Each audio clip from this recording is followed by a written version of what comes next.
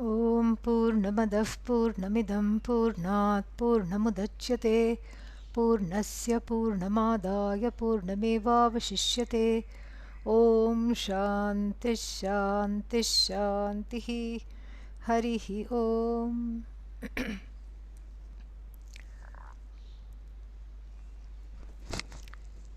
One day, the teacher in the Brihadaranyaka Upanishad, in the Madhu-Vidya, and who is this teacher?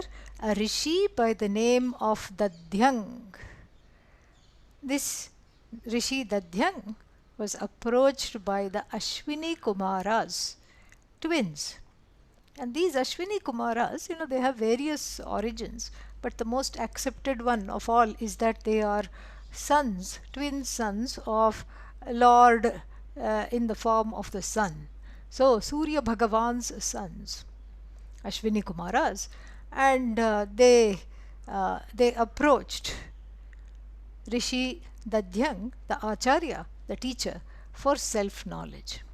He said, yes, I'll definitely teach you. Come back tomorrow.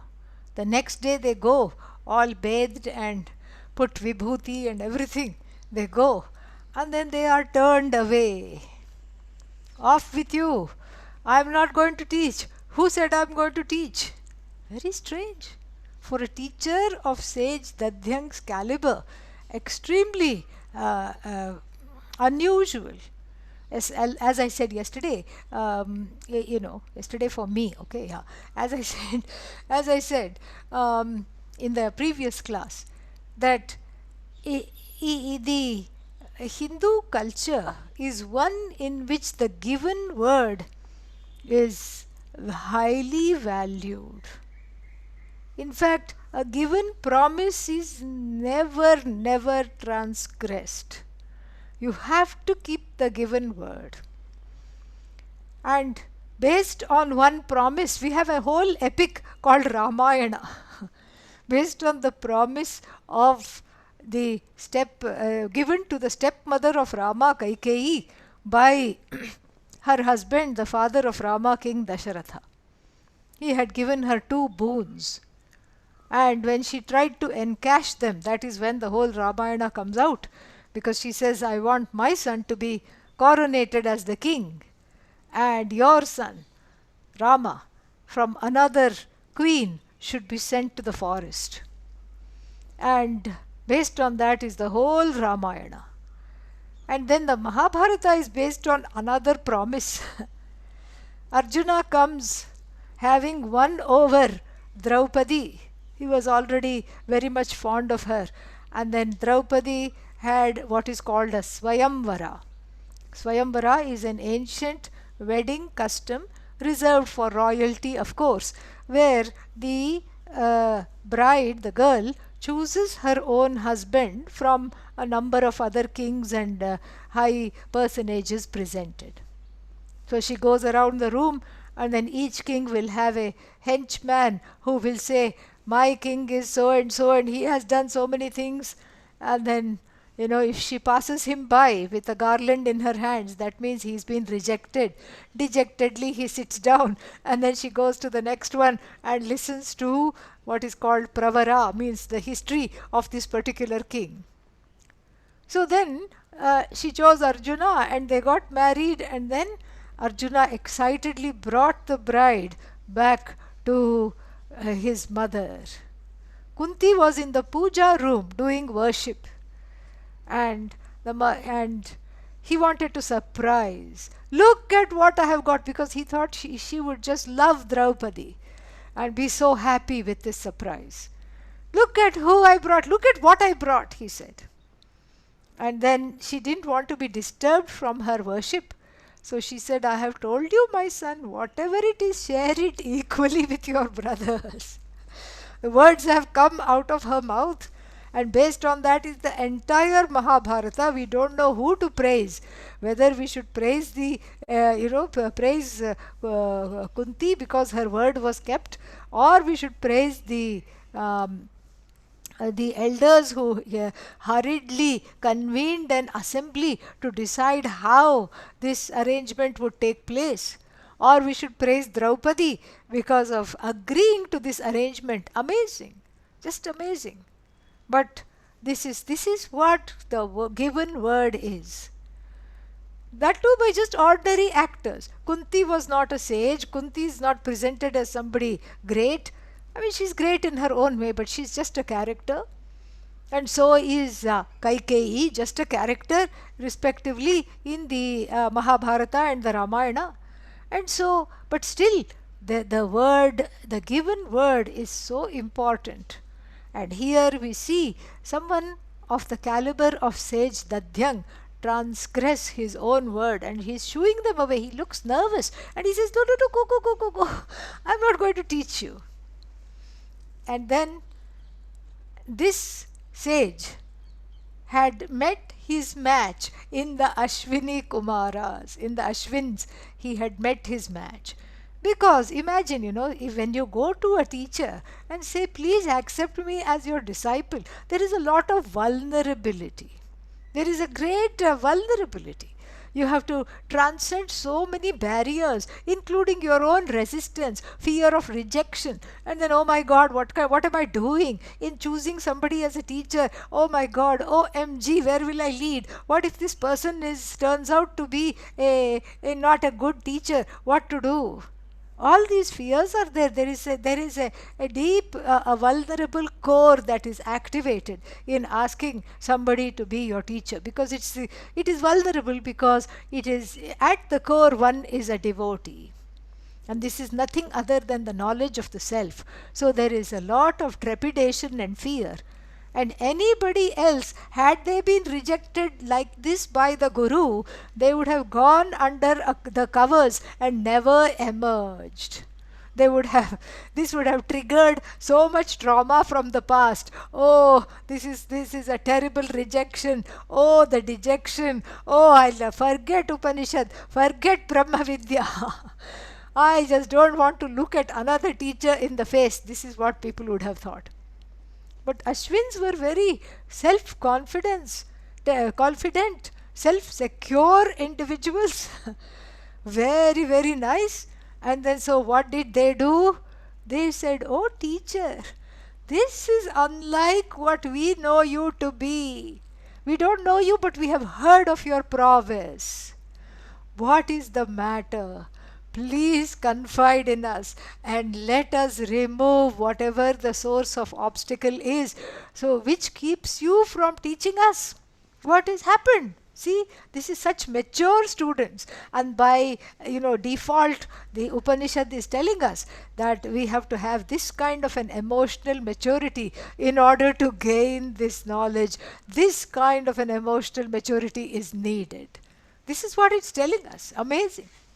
So the Ashwins, instead of either vilifying the teacher or going home and crying, having a good cry about it, instead offered to help the teacher. They offered to counsel the teacher, and they offered to be of service. And that's what the Ashwins are. They are also known as Tathastu Devatas. And we are told, at least when I was a child growing up, I was told, be very careful what you think, because there are devatas that are invisible to us. These celestials keep saying, Tathastu, Tathastu, Tathastu, so be it, so be it, so be it. So always have wonderful blessings on your lips, so that only the good things come true. Don't think difficult things about yourself or others. We were told as children, and then later on I discovered that these Tathastu Devatas were the Ashwin twins. They are known as Tathastu Devatas. They just do good in the world. And in the Rig Veda, over 50 hymns are there dedicated to the Ashwin twins, and all the ways they extricated various people and helped them. Because they are after all physicians' assistants. We have to remember that. Their nature is to serve and help. So when did they get the degree? They came with the degree. They came along with Dhanvantari, the Lord, the Lord in the form of the healer. When the ocean of the ocean was churned, and a lot of pestilence and everything, disease was let loose. Along with that, how to heal oneself physically, emotionally, mentally, in all ways was also given in the form of Lord Dhanvantari. And along with the healing Lord came his two assistants, Ashwin Kumaras. This is what the Ashwins are. So immediately their healer, the healer in them kicked into gear, and they said, how can we help? Please let us help, because this is not you. We know that a sage of your caliber will never reject a student having accepted them just a few hours before. So please let us help. Then the sage Dadhyaṅ looked to the left, looked to the right, and having ascertained no one was listening, said, I cannot teach, because if I teach, I will be decapitated. I will lose my head. And not that a sage Dadhyaṅ's caliber is afraid of death. We should not take it that way. Being a sage, he knows how much time he has on this earth, and he wants to live out the prarabdha so as to not take another birth for this leftover prarabdha. 10 years, 15 years, how many ever years he may have had. That is why he wanted to save the life. He did not want to be decapitated, because he knew he had some years ahead of him. And so he got a death threat. When? As soon as he promised to teach the Ashwins, he got a death threat. From whom? Who dare give a sage a death threat? None other than the previous student of the sage, in the form of Indra. Who is Indra? The king of heaven is Indra. Indra issues him a death threat. Array, what has the world come to? Here we are told, we just finished Guru Purnima. We are told to celebrate our teachers. We are told to celebrate our teaching lineage. We are told to, that the teachers are exalted carriers and bearers of knowledge. And the discipleship, cultivating discipleship, means to be aware of this fact and to treat treat the carriers, the bearers of knowledge, with as much respect as the Upanishad itself. Because the Upanishad is useless unless it is unfolded. Unless it is nicely unfolded, it is useless. I told you yesterday, you can read a translation, what will you get? That is whole, this is whole, whole came out of the whole, and then when the whole is taken out of the whole, what remains is a big hole in your head. Okay, that's what remains. So this is not something to read. This is something to hear. This Upanishad has to be made alive.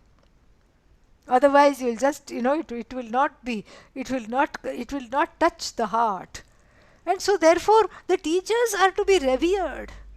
And here Indra, the student of Dadhyaṅ in this Upanishad, issues him a death threat. I mean, forget bringing flowers, gifts, incense, nothing. He issues him a death threat. Why? Because he is very possessive about his teacher. You are my teacher and belonging to me alone. You cannot teach anybody else. And not only that, if you teach these fellows who approach you just now, if you teach them, off with your head. That will be your Guru Dakshina. Meaning, off with your head. This is very strange. But again, these are all archetypes. It illustrates many, many things here. The first teaching of this Upanishad is that Indra is obviously not a good student, okay? Why? King of heaven means he has a heaven-sized ego. I am the king of heaven, I am so and so. And he's just used to people following his orders. And so he thought he has hired this guru. And if he has hired this guru, he can threaten to have the full guru at all times. Obviously, he has not understood the knowledge of fullness, that he himself is the fullness that he seeks in the guru. Yesterday I was talking about this very topic of how to cultivate discipleship. And this is what I said. I said that, this is one has to have that reverence in order to understand this knowledge that one is already what one seeks. That reverence must be there, the shraddha must be there, the bhakti must be there, and here Indra embodies none of that. It's okay to be not having shraddha bhakti, but here he has the opposite.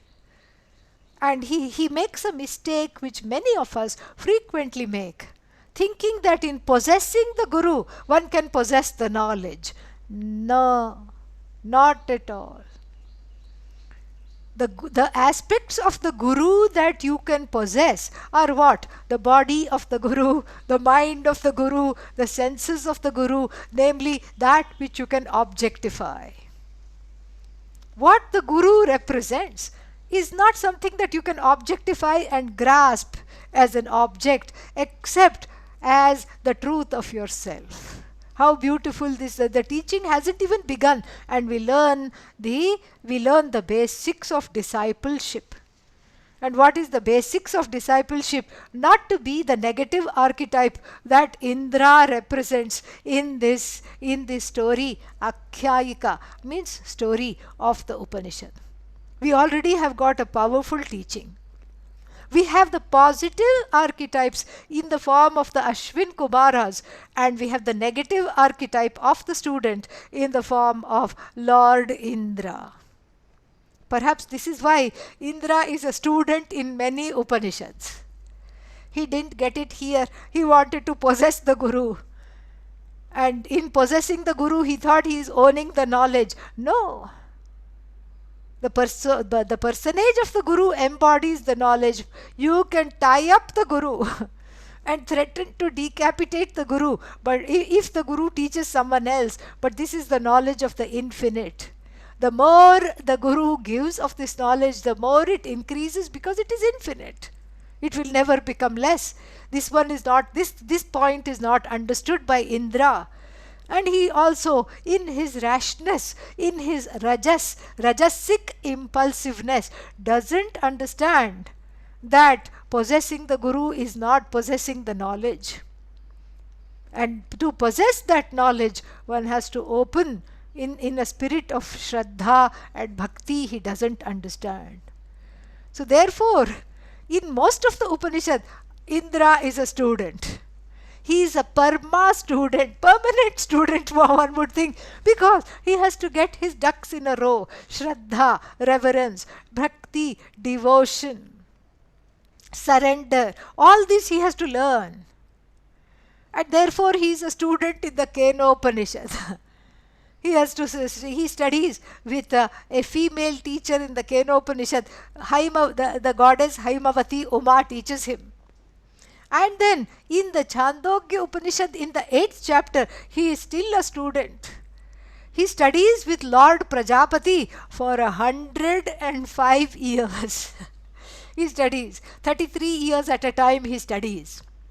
When I was there one time in the Bahamas, this particular chapter, we saw the essence of that in one of the previous retreats, couple of years back. And so this is what the thing is. He doesn't know. And in some other Upanishad also he is a student. We see him as a teacher of the Upanishad only in the Kaushitaki Upanishad. In one Upanishad we see him as a student. So he is a king. He has a lot of things under his command. He has Aishwaryam, overlordship, and then therefore a big ego, ahankara. Because of this ahankara, he is not able to understand what Guru is. And he issues a death threat.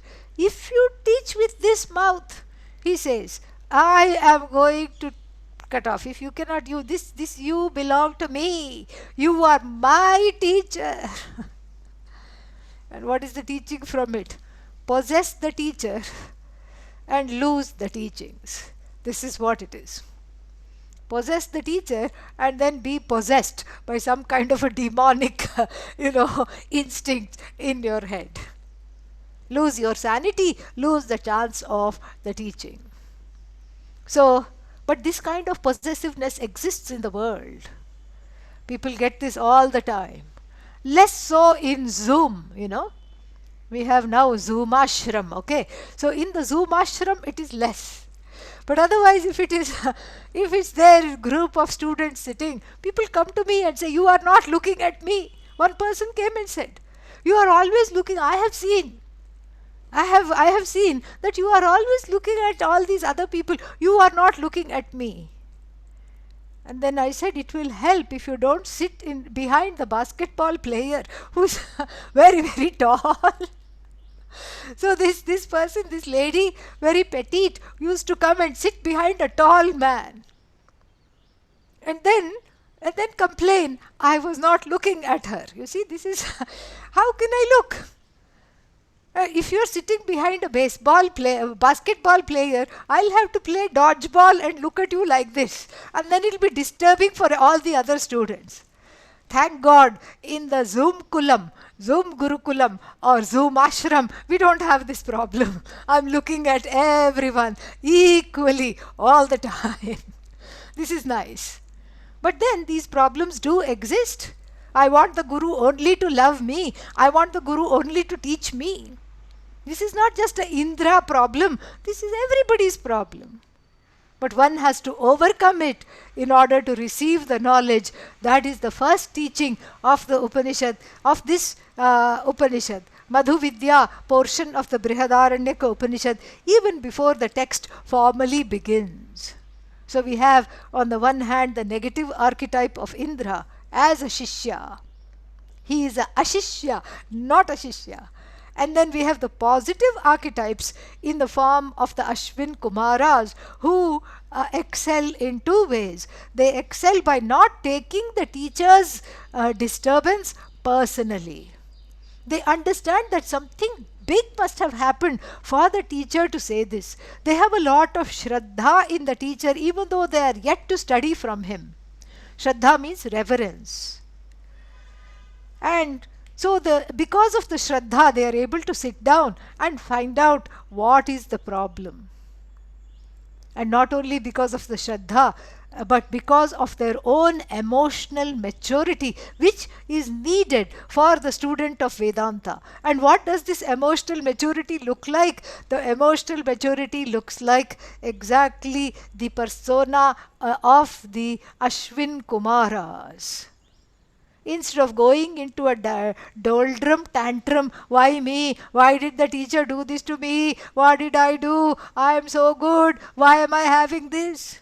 The Ashwin Kumaras are not reactive. This reactivity has to go. This reactivity, the resolution of this reactivity is called Shama. Because when one is confronting the universe, then there are many situations in which one finds oneself, which make one extremely reactive.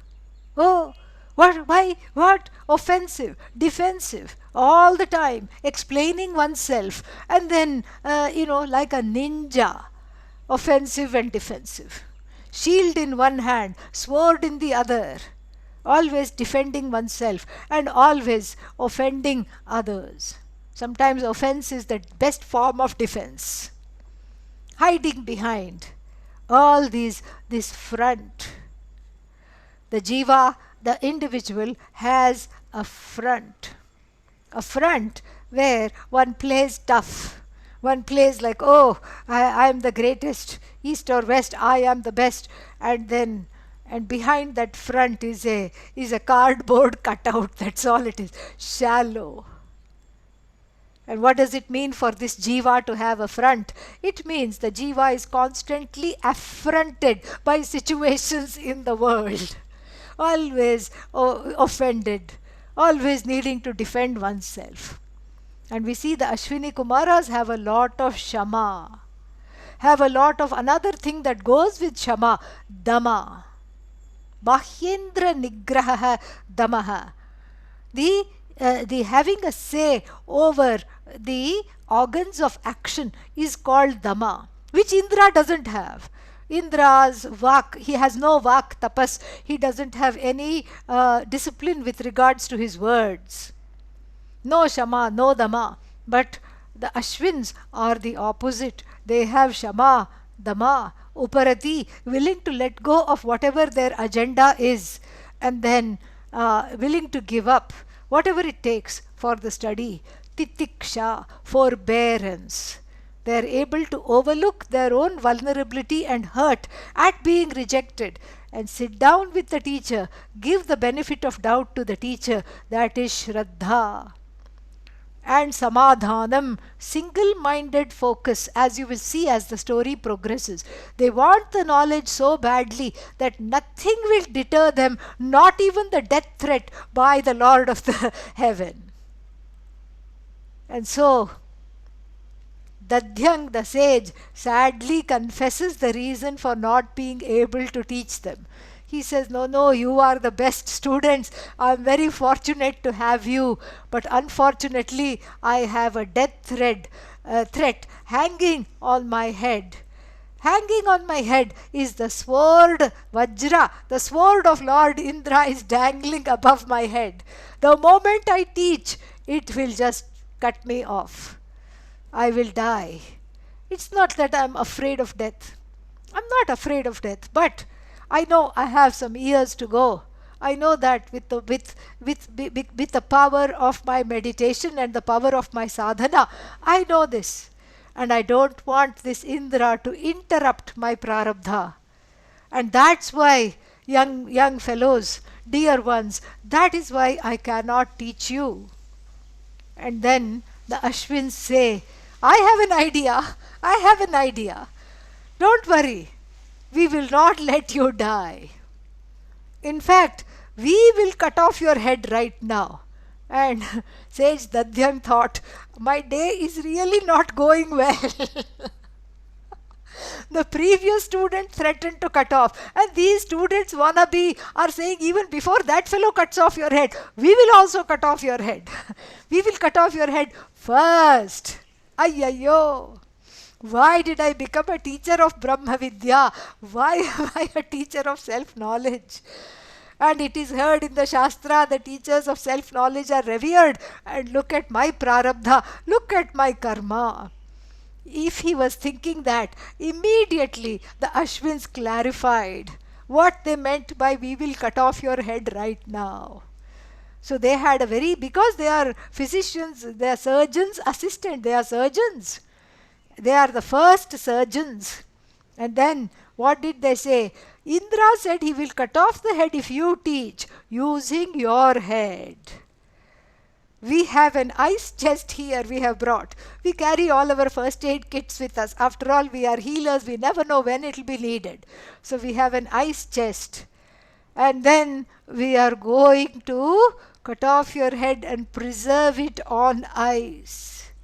And then we met on the way a dying horse. That's why we are called Ashwins. Horses keep coming to us. That was beyond repair. We met on the way. So we are going to cut off the head of the horse and then attach it to your head. Your neck, sorry. Your head is on ice. I forgot. Yeah. So attach it to your neck. And then what will happen? Then we will put some nice sutures. And you teach. And as soon as you start teaching, Indra will see, oh, this sage has a death wish. I am going to cut off his head. And he is going to come sweeping. And then he is going to cut off what? The horse's head, which was already cut off. Let it go. And then we will be ready with our sutures and our needles and threads and our magic. And anesthesia, of course, and then we will reattach your head back on your body. And then you can teach us, because Indra's vow would have been fulfilled, because he just gave his word to cut off the head, and having cut off whichever head, he is not going to come back, and you are not going to die. You are safe to teach us. You are safe to teach us. Please teach us. And then we have to really, really revere the Shraddha.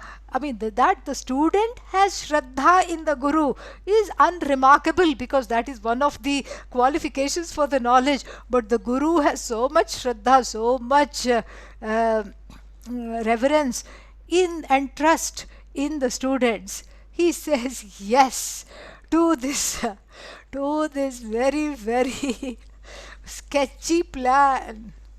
He doesn't ask, show me your resume. How many successful head transplants have you done in the past? Show me your success rate. 95%, 90%, what not? And will I be on immunosuppressant drugs when I have the horse's head? And then what kind of, has this interspecies transplant ever been done successfully? What are the rates? Give me some National Institute of Health statistics and articles that I can read before I say yes to this big hair-brained, pun intended, hair-brained plan. Please show me this. Show me the stats. show me this. And then he does not say that. Doesn't say that. He allows himself. He says, okay, if I'm 2 death threats in a way, 2 head cut off offers in one day, so there must be Bhagavan abiding here. And I trust these students. Why do I trust these students? Because the teacher is a jnani. He goes with a sense of trust everywhere. And then he says, let them cut off the head, let them put another head, let them, let them get ahead with this plan. No problem. We will just go with the flow. Going with the flow here is the key. He goes with the plan. And the plan goes off without a hitch. Because, you see, when there is an intention, this is teaching number 3 of the Upanishad. Whenever there is an intention to study Brahma-Vidya, that intention follows through. Regardless of whatever obstacles may come, it happens. That intention must be strengthened. The fire of the intention must be fed. The fire of mumuksha and jignasa, the desire to study and the desire to be free of this sorrow and strife, conflict, must be nurtured. And then what happens? Then all the obstacles go away. All the obstacles just vanish. It's like a miracle. It will happen. And this is what the story illustrates, because look at all the hitches in the plan. They found a horse, the correct horse, which agreed to sacrifice its head because it was dying anyway. And then the first surgery, the decapitation, went off without a hitch. The decapitation of the horse also went off without a hitch. The first surgery of attaching the horse's head, no problems. Then Indra's plan went off without a hitch. He cut off the horse's head, went away, and then said, oh no, what did I do? And then, but it was too late, he went away. Then the reattaching of Dadhichi, the sage Dadhyaṅ's head, also went without a hitch. And that's why we have the Madhu-Vidya teachings that we can enjoy, because all this went off without a hitch. Why did it go off without a hitch, without any obstacles? Because the focus and the intentionality on part of the student was so strong that it even overcame the death threat of sitting on the head of the teacher. And it's just a great story. The story has so many kernels of the teaching. And then the teaching went off absolutely and wonderfully without a hitch. So, what did Dadhyaṅ the sage teach? Now, I have excerpted. I have a little handout here, which I think was shared at the beginning of the class. So, if you don't mind scrolling up from the in the chat pod, you will find the handout, and then you can follow it. Let us see what he taught. Ayam Atma Sarvesham Bhutanam Madhu asya atmanah sarvani bhutani madhu. Yaschayam asmin atmani tejomayah amritamayah purushah. Yaschayam atma tejomayah amritamayah purushah. Ayameva sah yo ayam atma etad amritam idam brahma idam sarvam. And it starts off on a wonderful note. Ayam Atma. Atma means I. Ayam Atma. This I. This self. And what is this self? What is this self? This self that I can, that I can sense. How do you sense the self? Do you have to stand in front of the mirror to look at the self? No, no, no. I sense the Atma. How? Because if I look in the mirror, I see only the body. That is not what we are talking about. When I say I am, what is it that one senses? When one says I am, that is the self under discussion here. I am Atma. What do I know? It's the answer to the question I frequently ask. What do I ask? Are you here? Are you here? What is the answer? You don't look to the left and look to the right and wonder where you are. You say, yes, I am here. That is the self. Self-evident I. That which says I am, that not even that which says I am, that sensation, that understanding I exist. My own existence, the awareness of my own existence is what is meant by I am. This is the self that the Upanishad talks about, Ayam Atma. And why is it called this Atma? Because it is immediately and always available. Are you here now? Yes. What about now? Yes. What about now? Well, I checked out for a bit, but I'm back. But then that you checked out, you know. That you are back, you know. Now. Being checked out, object of your awareness. Being checked in, object of your awareness. I am. That is what it is. You exist. I am. That is what this sentence says. You exist. I am. And then, how do you know you are? And because that is the second thing. How do you know you are? I just know without needing to objectify myself. I don't need to objectify myself. And I cannot objectify myself. Why? Because I am the subject, everything else is the object. So, Ayam Atma means that self-awareness that is self-evident. The awareness is evident. And the existence is evident.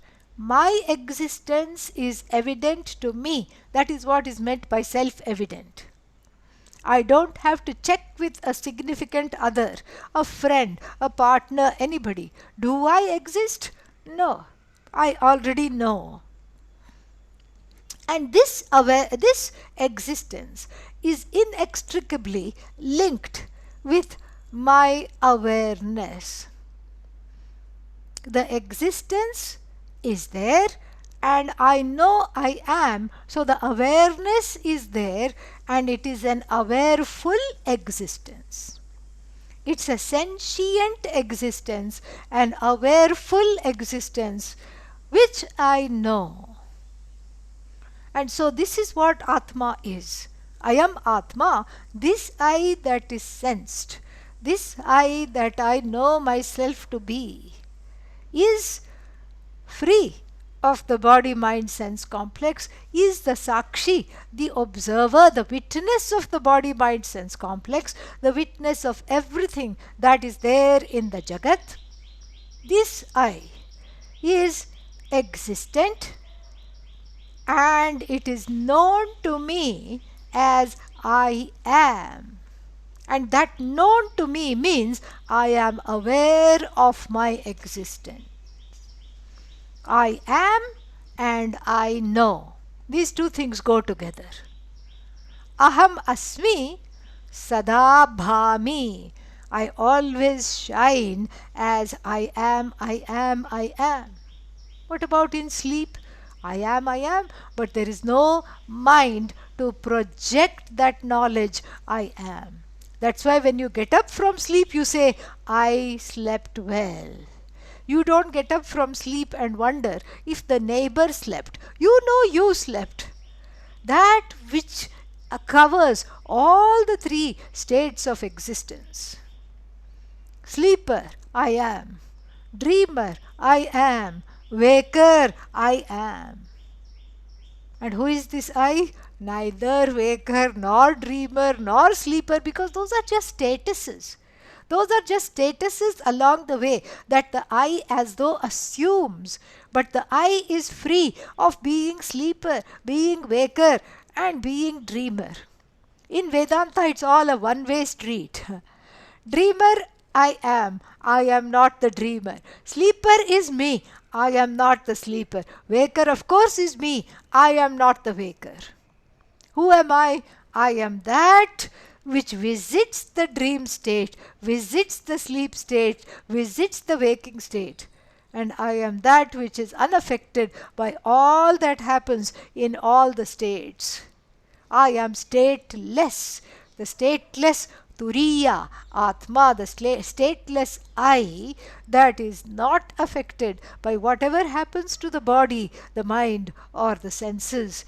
That which is there in all three periods without becoming any one of them. That is what the I is. Very beautiful. And then, this is I am Atma. How long is this I? What is the length of this I? There is no length because there is no time. We are talking of the I that is not subject to time or space. You cannot ask, where is this I? Right now it is here. Informing this, indwelling this body-mind-sense complex is this I. But then the truth is, the I in me is the I in you, is the I in he, is the I in she. Whatever can be said as I is non-separate from this I indwelling this body-mind-sense complex. So the one I, according to the message, the teachings, the vision of the Upanishad, takes on many bodies, many minds, many senses without undergoing any change. From the standpoint of this particular body-mind-sense complex, one can say, I am male, I am female, I am this much tall, I am this much short, my weight is this, my occupation is this, I am tamasic, I am rajasic, I am sattvic. With respect to a particular body-mind-sense complex, there is an identification with what is called the upadhi, the container in which the I has visited, so to speak. That's all it is. Like even the space inside a pot. Let us call it pot space. So the pot space, if the pot space had a human mind, it would have a huge human complex. I am small, I am so far away from space, that is all. I want to be one with God. When will I, shake off these mortal coils of the clay that is surrounding me and become one with space? It is crying. And then it needs a space guru. Not a spaced out guru, okay? A space guru it needs, who will say, you are not pot space. Think about it. Is pot in space or is space in pot? You are space. You are whole space. You don't have to break the pot open to understand this. This is a cognitive pursuit. You can just see that you are space. You don't have to break the pot. You don't have to turn the pot upside down to try to get out of the pot. Once you know this, you can be in the limited body, limited mind, limited senses, and still say you are limitless. So like this, the I is limitless, spaceless, doesn't have a particular location, doesn't have a particular time, timeless. And that is what is called Ananta. Ananta. Limitless, timeless. Time is yet to come. Space is yet to come. We are talking of that awareness which is sentient and which is all. Without undergoing any change, it lends its presence, its existence, and its infinity to everything. This is what we call Satchidananda. Sat is that which is existence, which we talked about just now. I am Sat. I know I am Sat. I am now, now, now. A series of endless nows. Now I am, now I am. Ananta, Ananda. In that limitlessness alone is hidden that joy and that sweetness that one craves. And how it is hidden, we will see that in the next class. Om Purnamadah Purnamidam Purnat Purnamudachyate Purnasya Purnamadaya Purnamevavashishyate. Om Shanti Shanti Shanti. Harihi Om Shri Gurubhyo Namaha. Harihi Om. Thank you.